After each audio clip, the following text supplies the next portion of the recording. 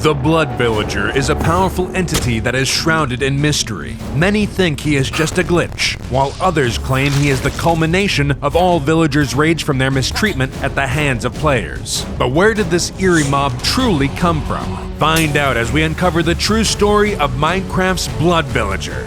Evening light cascaded down onto a frightening scene as an unlucky village found themselves at the mercy of a pillager raid. Horns echoed as these gray bandits flooded the streets of this once quaint hamlet. With the builders who once might have protected them long gone from Minecraft's world, the villagers could only rely on the powerful iron golems and the occasional good-willed player to defend them. On this day, a single iron golem stood against the horde of pillagers attacking. Arrows flew, adding their whizzing sounds to the cacophony of yells and screams as villagers ran for their lives. The arms of the villagers were crossed, still holding to the vow of non-violence made millennia ago. Amidst the chaos, a single villager was not running, the village nitwit, Connor. Connor didn't know exactly what was going on, but he had always been told the sounds of those horns meant danger. He stood outside his house with his only friend, which he tried urging onward with a lead. Come on, Porky, we gotta get out of here! With a half-hearted oink, the pig refused to move, just as an arrow abruptly flew by, hitting Connor. Yelping in surprise, instincts took over, and he started to run away. Porky watched as the pillagers followed hot on his tail. Connor's pursuers were not about to let the wounded target go, so they chased him eagerly as he stumbled into the forest nearby. Connor weaved through the trees in hysteria. Arrows would hit with a thud into the trees as he passed. Closing his eyes, he cried in fear as he ran deeper and deeper into the wood, not even realizing his hunters had let him go. By the time Connor stopped, the sun was setting in the sky. He was ready to return to his home, but he hadn't a clue where he was. Forgetting the prior chase, he wondered how he got so lost in the forest. He started to walk hopelessly through the wood as a thick fog surrounded him. His fatigue from the raid caught up to him, and he fell to the ground. Crawling, he spotted a small pool. Overcome by thirst, he struggled desperately over to it and drank happily, seemingly not realizing that the pool was blood red. Having had his fill, Connor stood up refreshed. Suddenly, an eerie voice whispered in the back of his mind. Go to sleep. Connor freaked out, spinning around to face the direction of the skin-crawling sensation. His world began to spin as he collapsed to the ground, his fright and fatigue having combined and overwhelmed the nitwit's senses. The next morning, Connor awoke alone on the forest floor. His head throbbed as he stood up, yet it felt clearer at the same time. The world around him was brighter, and his thoughts were no longer muddled. Before pondering on it for too long, he once again heard the chilling voice, this time whispering his name. Deciding he was just hearing things, he quickly left, embarking on a journey back to the village. As he departed, a large shadow watched from amidst the foggy trees. By the time Connor returned home, it was once again twilight. The damages left by the raid were mostly repaired, and the villagers had returned to do their daily activities. Nobody greeted Connor. That wasn't unusual, he was the village nitwit, but why did he always put up with that behavior, he questioned. As he recalled not only that, but also the strange events of the previous day, Connor couldn't shake the feeling that he was being watched. Connor snapped around, thinking he saw a shadowy figure watching him behind a nearby house, but as he looked closer, he saw no one there. A cold whisper tickled his ears from behind as he stammered around, not seeing where it came from.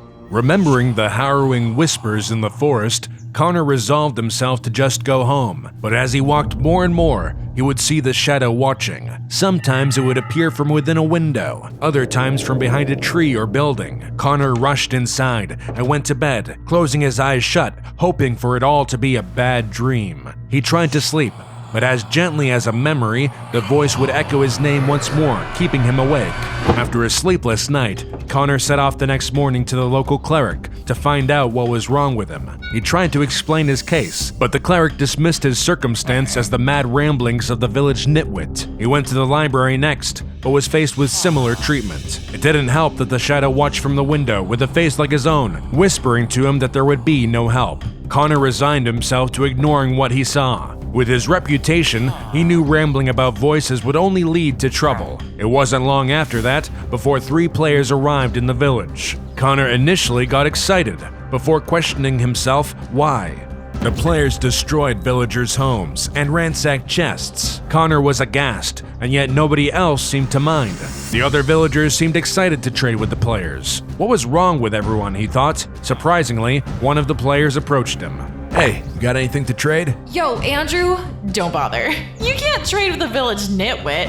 The others laughed as this player, Andrew, claimed he was just joking and already knew that. The Shadow's voice once again whispered to Connor. It grumbled about the nerve of the players to come to his town and mock him. Without realizing, Connor had uncrossed his arms. In a fit of fury, Connor ran up and swung at the player, knocking him a fair distance back. The others were stunned at the sight they had never seen before. Some jeered at Andrew for getting beat up by a villager. The man himself, however, was furious. He drew his sword and lashed back at Connor.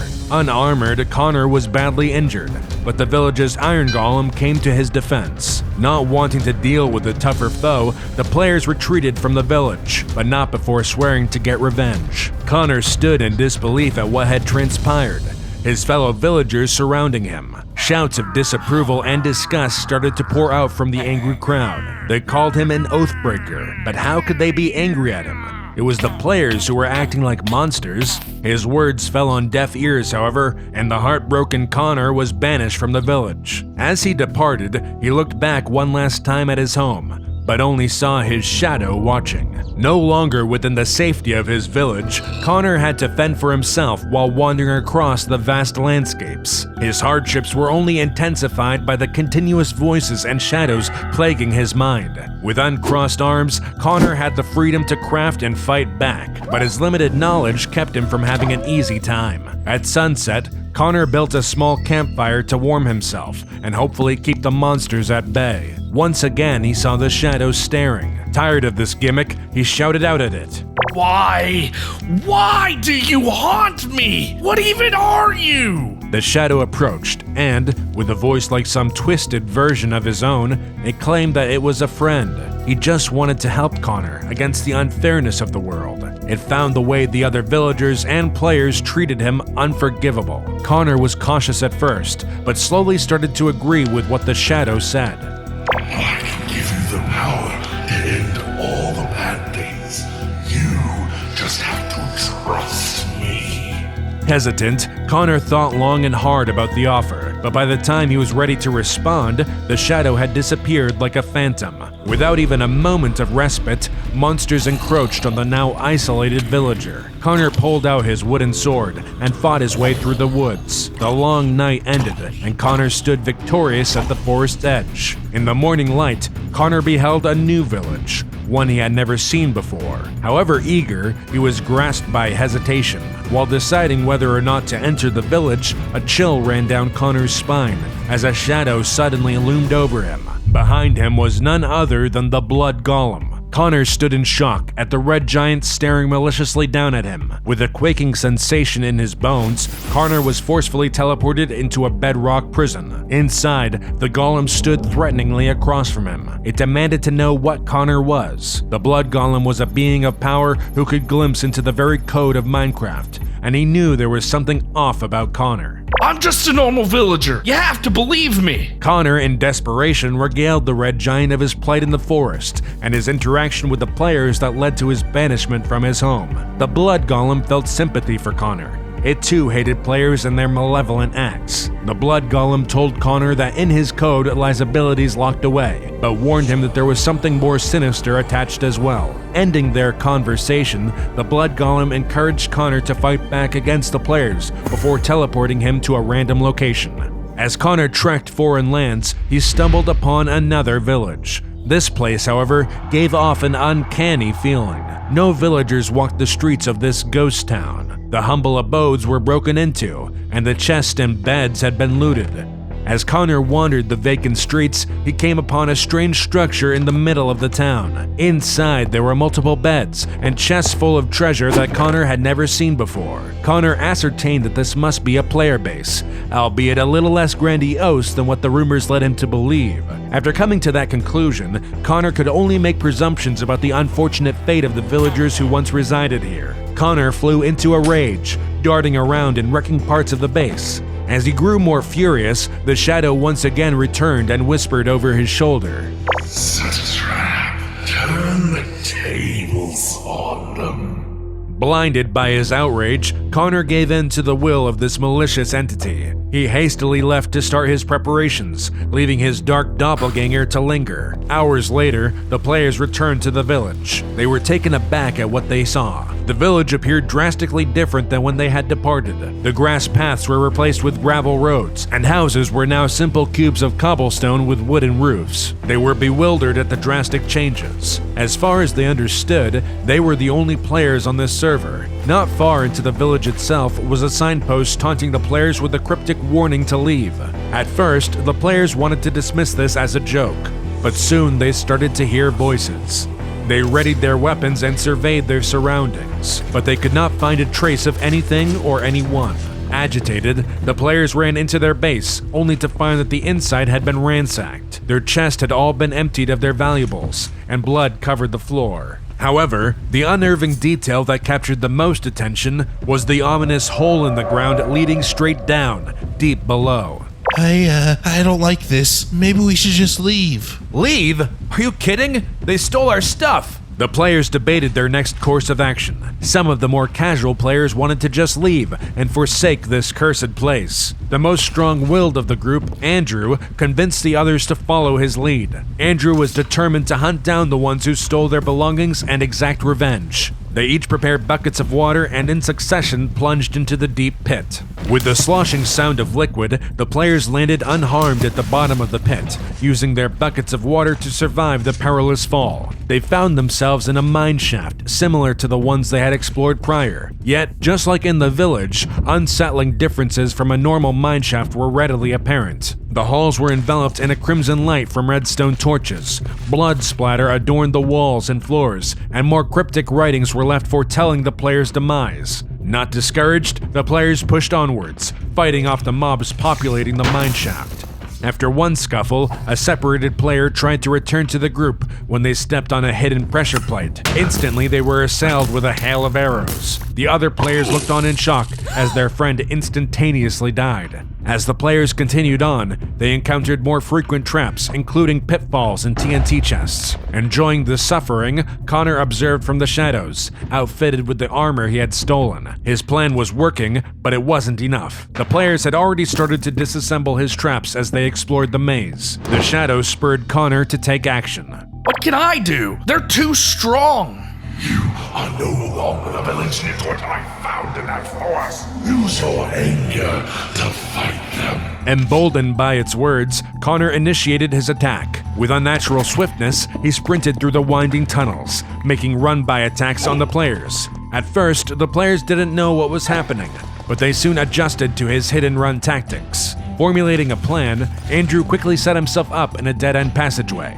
"Hey freak, you think you're so tough, huh? Come get me!" Connor's attention was grabbed by the player that had lashed out at him before. He could not resist launching an attack. He ran in at dizzying speeds and struck Andrew with a heavy blow. Unfortunately, this did not end the bothersome player. Before Connor could retreat, he was blocked off by the other players who had been lying in wait. They rained blows down upon him. Connor's armor quickly broke and he fell to the ground, bloody and beaten.